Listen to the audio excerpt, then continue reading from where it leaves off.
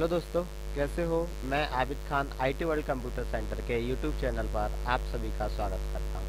आज हम आपको 23 फरवरी 2020 शिफ्ट 2 की मैथ एंड रीजनिंग की एनालिसिस कराएंगे।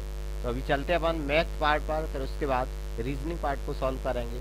ठीक है, तो ये देखो आपका पहला क्वेश्चन मैथ का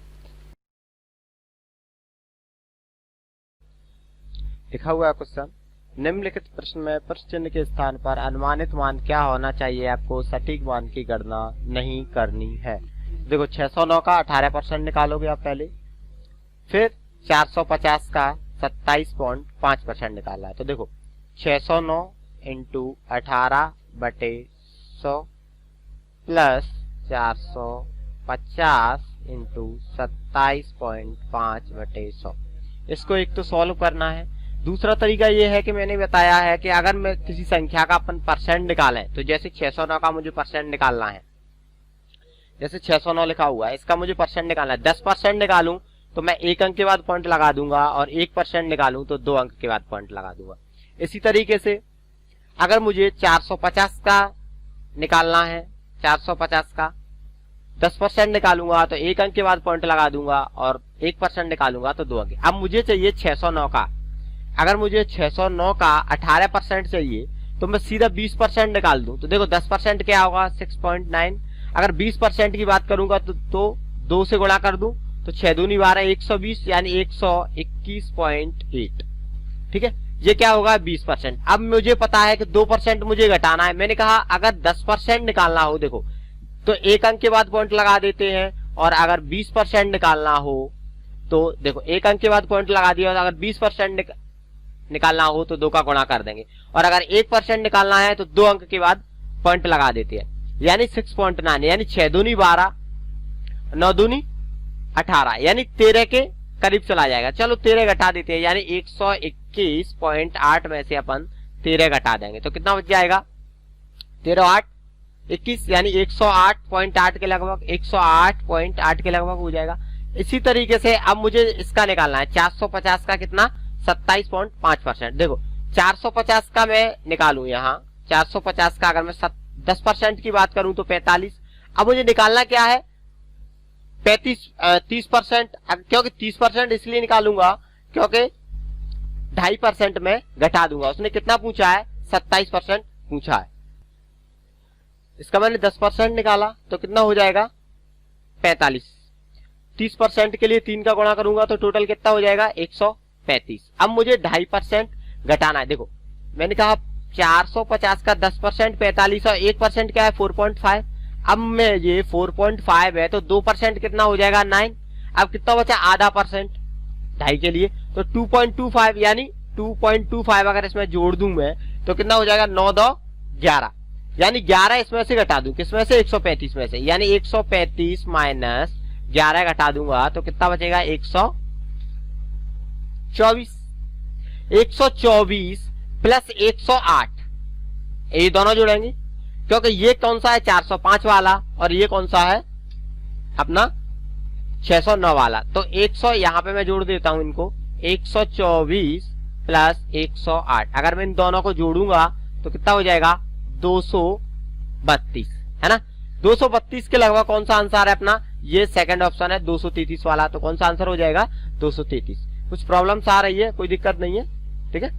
नेक्स्ट क्वेश्चन, अगले क्वेश्चन पे चलते हैं।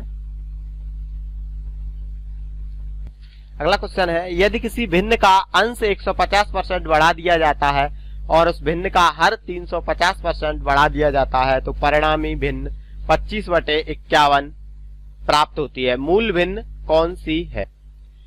तो इसको देखो 150, कोई भी चीज अपने आप में 100% होती है। अब मुझे 150% बढ़ाना है, अब 100% तो वो खुद है, 150% बढ़ाऊंगा तो कितना लेकर आऊंगा, 250%, यानी x/y मैंने कोई भिन्न मान ली। ठीक है, तो x का अब देखो अंश में 150% बढ़ रहा है, यानी 250%, ठीक है। अब बटे हर में क्या हो रहा है, 350% बढ़ रहा है। अगर 350% बढ़ रहा है हर में अगर 350 बढ़ रहा है तो क्या लिखूंगा, बाई इंटू 450, क्योंकि 100% तो वो खुद होता है। ठीक है, इजिकल टू भिन्न कितनी प्राप्त हो रही है आपको, 25/51। अब देखो 25/51 अगर आपको प्राप्त हो रही है, अब देखो परसेंट चिन्ह से, या मैं 250/100 लिखूंगा तो 100 से 100 कट जाएगा, परसेंट चिन्ह से परसेंट हटा, 0 से 0 कटा, इस 25 से मैंने इस 25 को काट दिया तो 45 इधर चला जाएगा, तो क्या हो जाएगा x/y इक्वल टू 45/51। अब देखो 3 से ये कट जाएगा, 15 थी 45, 17 थी 51, यानी भिन्न क्या हो जाएगी 15/17। तो कौन सा ऑप्शन सही हो जाएगा अपना, थर्ड ऑप्शन सही हो जाएगा। ठीक है दोस्तों, अगला क्वेश्चन है, नेक्स्ट क्वेश्चन पे चलते हैं। ये निम्नलिखित श्रृंखला में प्रश्न चिन्ह के स्थान पर क्या आएगा, देखो 13 के बाद 13, फिर उसके बाद 19, 19 के बाद 43, 43 के बाद 103, इसमें कितना अंतर है, देखो या तो स्क्वायर देखते हैं पहले, क्यू तो नहीं है, स्क्वायर तो नहीं है, तो ऐसी कोई चीज नहीं दिख रही, तो पहले डिफरेंस लिख लो, समझ में आ जाएगा शायद। एक यहाँ 6, अब इसमें डिफरेंस देखोगे आप तो 19 और 1 20, यानी 24 का, यहाँ पे डिफरेंस देखोगे तो 60 का। अब यहाँ पे आगे पता चलेगा। अब देखो यहाँ पे यहाँ पे तो 0 का डिफरेंस है, यहाँ पे तो 1 का है नहीं, ये 0 का डिफरेंस है। अब देखो यहाँ 6, 24, 27, अगर आप पहले अगर कर चुके होते हैं इस चैप्टर को तो ये बात जल्दी समझ में आ जाती है कि ये बात क्या हो रही है। देखो कहीं 0 हो रहा है तो कहीं ना कहीं कुछ माइनस हो रहा होगा, तो 1 का क्यूब माइनस 1 बराबर 0। यहाँ देखो 2 का क्यूब माइनस 2, यानी 8 माइनस 2 बराबर 6। और यहाँ देखोगे आप 3 का क्यूब माइनस 3, यानी 27 माइनस 3 बराबर 24। अब यहाँ क्या है, 4 का क्यूब माइनस 4, यानी 60, है ना। अगला क्या होगा, 5 का क्यूब, यानी 5 का क्यूब माइनस 5, यानी 5 का क्यूब 125 माइनस 5 इक्वल टू 120। अब 120 क्या होगा, इसमें ऐड हो जाएगा, तो टोटल कितना हो जाएगा 223।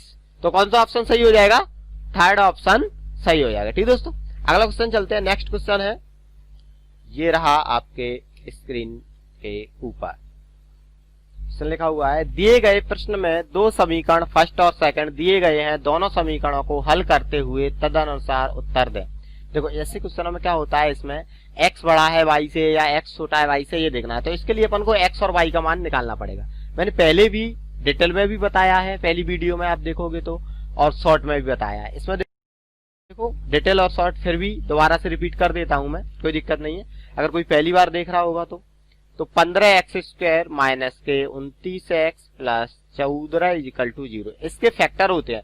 तो 15 इंटू 14 क्या होगा, 15 दाही 150, 15 चौके 60, यानी कितना हो जाएगा 210।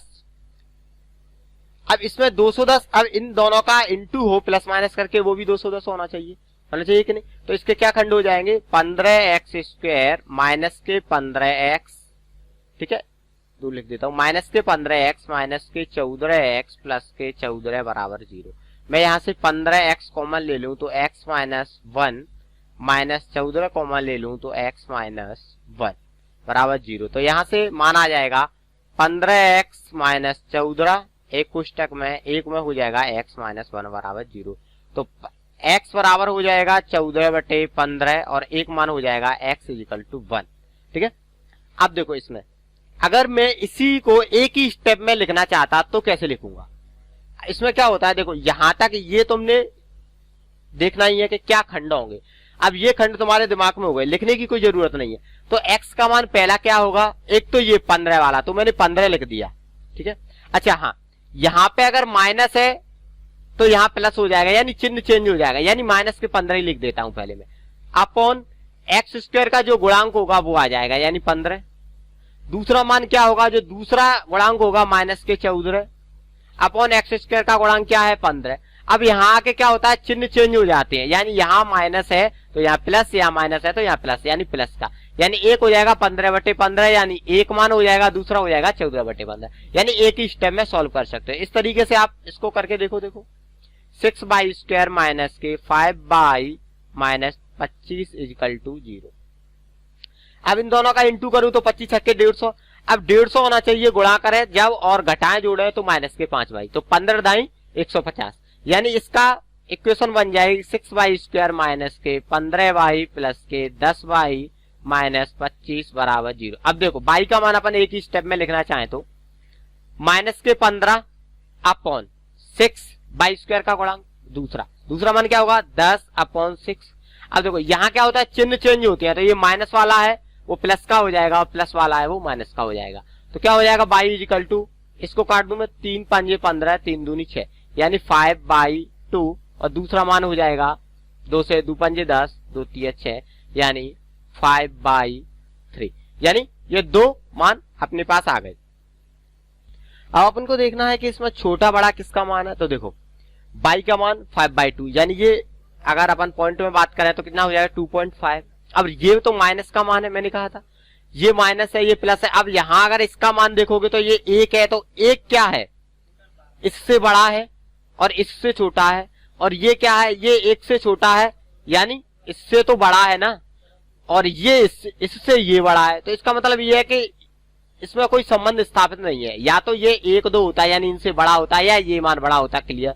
तो ऐसी कोई कंडीशन नहीं है कि x का मान कहीं छोटा हो रहा है कहीं बड़ा हो रहा है, तो फिर क्या हो सकता है इसमें अपन संबंध स्थापित नहीं कर सकते हैं, जैसा कि ऑप्शन 4 दिया हुआ है। तो कौन सा ऑप्शन हो जाएगा 4 ऑप्शन सही हो जाएगा। नेक्स्ट क्वेश्चन पर चलते हैं। अगला क्वेश्चन है, ये रहा आपकी स्क्रीन के ऊपर। रजनी ने एक मोबाइल फोन और एक रेफ्रिजरेटर क्रमशः 12,000 रुपए और 10,000 रुपए में खरीदा। उसने रेफ्रिजरेटर को 12% की हानि और मोबाइल फोन को 8% के लाभ पर बेच दिया। उसका कुल हानि और लाभ क्या है। देखो टोटल मिला के उसको खर्चा कितना हुआ उसका, तो टोटल की बात करें अपन, देखो फोन पे मोबाइल पे कितना खर्च किया उसने 12,000 प्लस रेफ्रिजरेटर पे कितना किया 10,000 यानी टोटल की बात करें तो उसने 12 10 22,000 हुआ। ठीक है। अब उसने बेचा, देखो मोबाइल को किस पे बेच रहा है, मोबाइल को बेच रहा है वो मोबाइल फोन को 8% के लाभ पर बेच दिया, यानी इस पर उसको क्या मिला। मोबाइल फोन की बात करें तो मोबाइल फोन पर उसको क्या मिला, तो इसका 12,000 का 8%, मैंने आपको बताया है कि 12,000 है। ठीक है। इसका मुझे 10% निकालना है तो 1 अंक के बाद पॉइंट लगा देता हूं, और 1% निकालना है तो 2 अंक के बाद पॉइंट लगा देता हूं। जब मैंने 2 अंक के बाद पॉइंट लगा दिया, 2 अंक के बाद अगर मैं पॉइंट लगा दूंगा तो कितना हो जाएगा इसका मान 120। अगर 1% 120 है तो 8% क्या हो जाएगा 12 8 96 यानी 960 रुपए। ठीक है। ये किस पे मिला अपन को मोबाइल पे। अब अपन बात करते हैं रेफ्रिजरेटर की। तो रेफ्रिजरेटर में कितना मिल रहा है 12% की हानि हो रही है, यानी 10,000 का 12% की बात करोगे तो कितना हो जाएगा। देखो 10,000 का अगर मैं इसकी बात करूं, इसमें 1,000 लिख दिया है, इसको कितना लिखोगे 10,000 का अगर 10% की बात करोगे तो 1,000, 1% की बात करोगे तो 100, अगर 12% निकालोगे तो कितना हो जाएगा 1200, यानी 1200 रुपए जा रहे हैं अपने और 960 रुपए आ रहे हैं। तो टोटल मिला के क्या हो रही है हानि हो रही है, ये तो हानि होगी क्योंकि ये तो जा रहे हैं और ये आ रहे हैं, यानी ये माइनस है और ये प्लस है। तो टोटल मिला के कितना जा रहा है अपन पैसे 1200 माइनस 960 कितना जा रहा है 960, यानी टोटल कितना हो जाएगा 240, यानी 240 रुपए जा रहे हैं, यानी कहने का मतलब ये 240 रुपए की हानि हो रही है। तो कौन सा ऑप्शन हो जाएगा तीसरा ऑप्शन सही हो जाएगा। ठीक है दोस्तों, अगले क्वेश्चन पे चलते हैं। नेक्स्ट क्वेश्चन है ट्रेन ए स्थिर ट्रेन बी को 50 सेकंड में और उसी गति से एक खंबे को 20 सेकंड में पार करती है। ट्रेन ए की लंबाई 240 मीटर है, तो ट्रेन बी की लंबाई कितनी है, ये पूछा।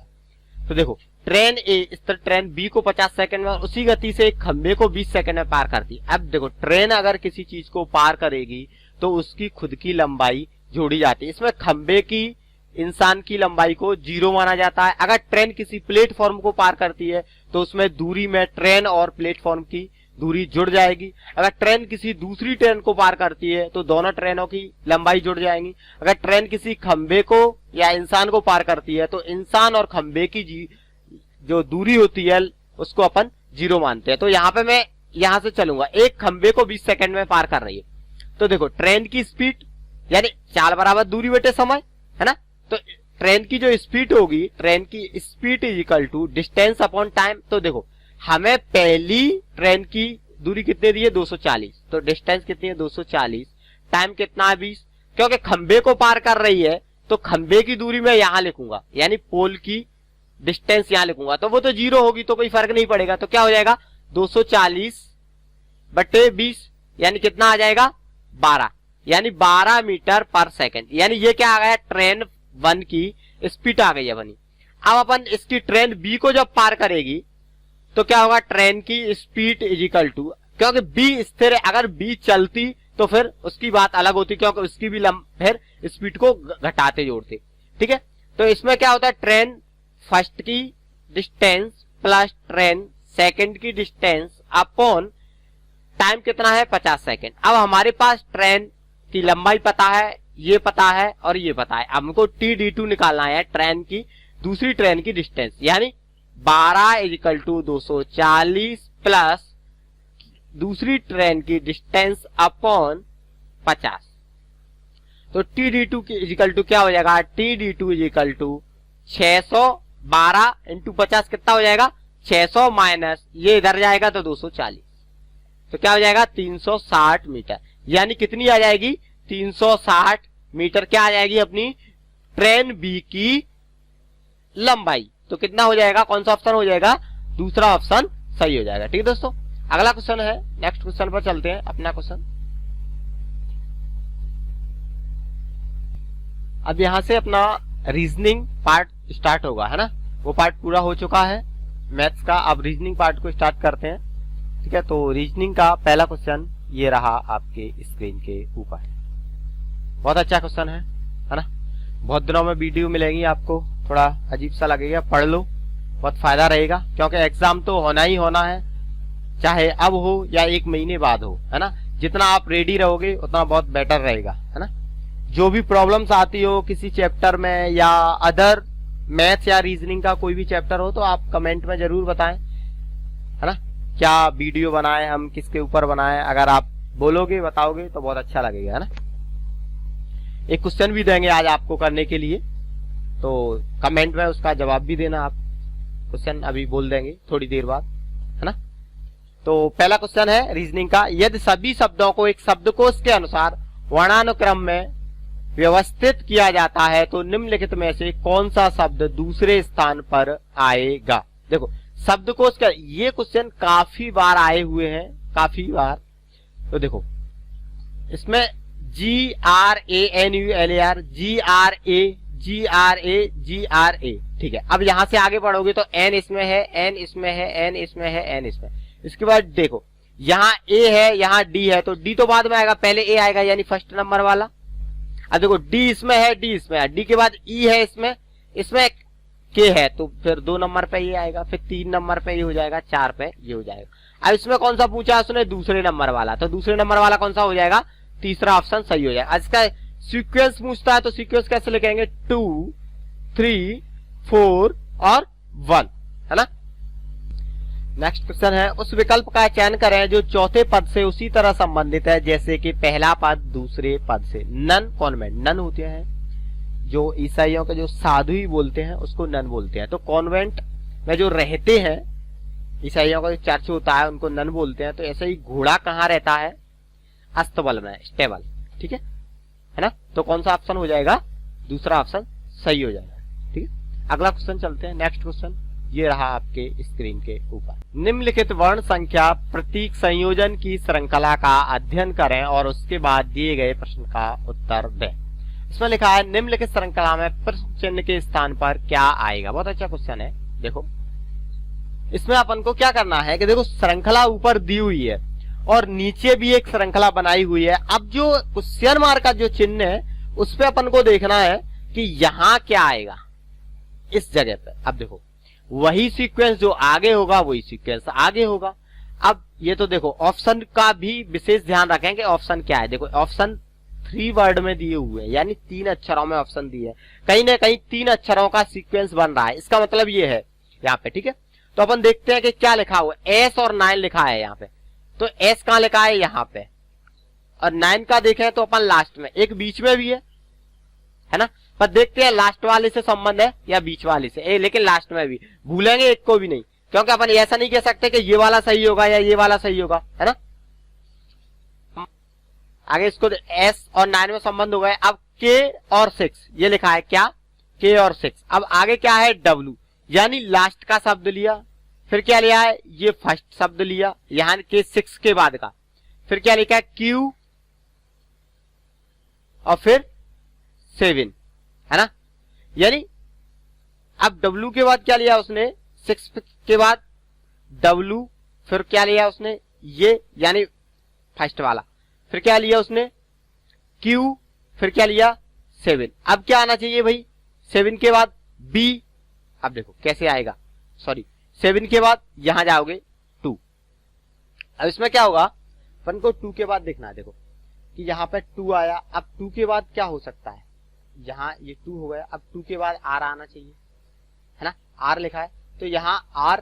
अब ऑप्शन में देखेंगे अपन, ऑप्शन में मैंने देखा कि R तो 2 में है, R इसमें है और एक इसमें है, ठीक है। अब आगे देखो, आगे देखोगे तो आपन इधर जाएंगे, श्रेणी में थोड़ा बड़ी है, R के बाद इधर लास्ट में देखोगे तो B, फिर B के बाद कहां जाओगे इधर, क्योंकि इधर से तो एक ही वर्ड ले रहा है ना, एक ही वर्ड ले रहा है। पहले क्या लिया था उसने 9 लिया था, फिर क्या लिया था W लिया था, फिर क्या लिया था 2 को छोड़ के 7 लिया था, फिर 2 को छोड़ेगा, है ना, एक और एक क्या R छोड़ा उसने, फिर क्या लिया है उसने B लिया, यानी R के बाद क्या हो जाएगा B। अब कहां जाएगा वो, स्टार के पास जाएगा, तो कौन सा हो जाएगा स्टार, है ना। यानी एक वर्ड फिर 2 वर्ड, फिर एक वर्ड फिर 2 वर्ड, फिर 2 वर्ड फिर एक वर्ड, इस तरीके से लिया है तो क्या हो जाएगा RB स्टार। तो कौन सा ऑप्शन सही हो जाएगा, चौथा ऑप्शन सही हो जाएगा अपना, है ना, ये चौथा ऑप्शन सही हो जाएगा। ठीक है दोस्तों, अगले क्वेश्चन पे चलते हैं। नेक्स्ट क्वेश्चन है,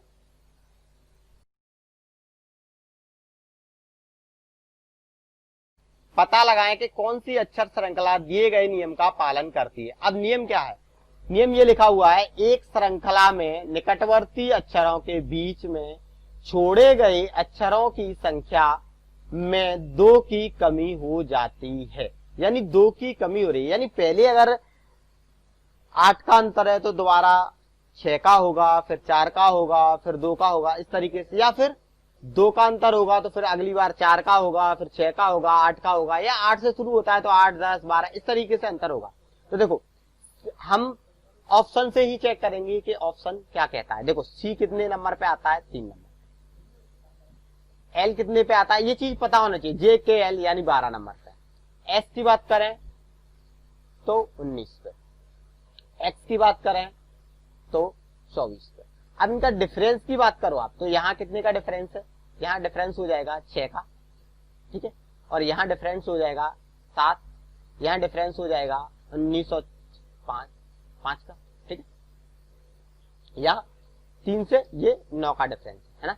पहले बार कितने का डिफरेंस है, ये 9 का, यानी 9 के बाद 7, 7 के बाद 5, यानी 2 का डिफरेंस हुआ, ठीक है। ये तो आंसर सही है। अब चलो अपन इनको चेक कर लेते हैं, जैसे EHKN ये लिखा हुआ है ना, इनका सीक्वेंस लिखूं मैंने 5, H कितने पे आता है 8 पे, K कितने पे आता है, ये K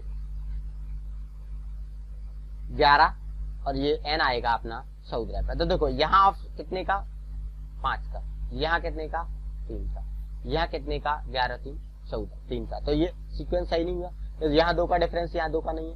फिर ऐसे इसको करोगे USOM, तो इसमें भी ऐसा नहीं होगा। तो इस तरीके से अपन ऑप्शन चेक कर लेते हैं, जो ऑप्शन सही होगा अपना आंसर हो जाएगा।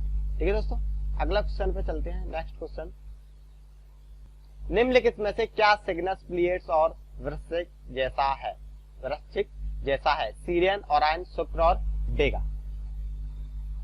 ये क्वेश्चन तारामंडल से रिलेटेड है, जैसे कि अपनी जो राशि होती है उस तरीके से संबंधित होता है ना। जो राशि अपनी जो बनाई गई है वो एक तारामंडल के द्वारा ही बनाई गई है, तारे होते हैं उनके आधार पर ही नाम दिया गया है। ठीक है, तो उस तरीके से ये ओरायन इससे रिलेटेड है। तो कौन सा आंसर हो जाएगा अपना, दूसरा ऑप्शन इसका सही हो जाएगा, है ना। तो कौन सा, दूसरा ऑप्शन सही हो जाएगा, है ना। ये वृश्चिक, ये भी एक राशि होती है ना। ये राशियां हैं, ये तारामंडल अगर आप पढ़ोगे डिटेल में तो आपकी समझ में आ जाएगा, है ना। शुक्र तो ग्रह होता है ना। अगला क्वेश्चन है, नेक्स्ट क्वेश्चन, निम्नलिखित 3 शब्दों के सबसे उपयुक्त विवरण के साथ विकल्प का चयन करें। बकरी, वेल और शेर। अच्छा, ये तीनों क्या हैं ये बताया। वे शाकाहारी हैं, स्तनधारी हैं, जलीय जानवर हैं, विलुप्त प्रजातियां हैं। तो कौन से हैं? देखो जलीय जानवर है नहीं, शाकाहारी है नहीं, शेर मांसाहारी होता है, जलीय जानवर है नहीं, विलुप्त प्रजाति है नहीं, तो कौन सा हो जाएगा? ये स्तनधारी है ना? कौन से हो जाएंगे? ये स्तनधारी है। तो कौन सा ऑप्शन हो जाएगा? दूसरा ऑप्शन सही हो जाएगा। ठीक है दोस्तों, इस तरीके से ये पार्ट पूरा हुआ। अगली वीडियो में फिर मुलाकात होगी। जब तक घर रहें, सुरक्षित रहें, स्टे होम और पढ़ाई करते रहें। बिल्कुल आगे एग्जाम होने ही वाला है ना? ज्यादा टेंशन ना लें, कोरोना से डरे नहीं, उससे सावधानियां बरतें, दूसरों को भी समझाएं। ठीक है, टेक केयर, अपना ख्याल रखें और जो भी प्रॉब्लम आए वो शेयर करते रहें, जिससे हम आपकी प्रॉब्लम दूर करते रहेंगे। अगर आप कमेंट करोगे हमें भी अच्छा लगेगा, हमारा भी मन लगेगा कि हम आपके लिए अच्छे से अच्छा कंटेंट लेकर आएं, आपको पढ़ाएं, आपके लिए फायदा हो। ठीक है दोस्तों, तो अपना ख्याल रखें। Take care, bye, thank you.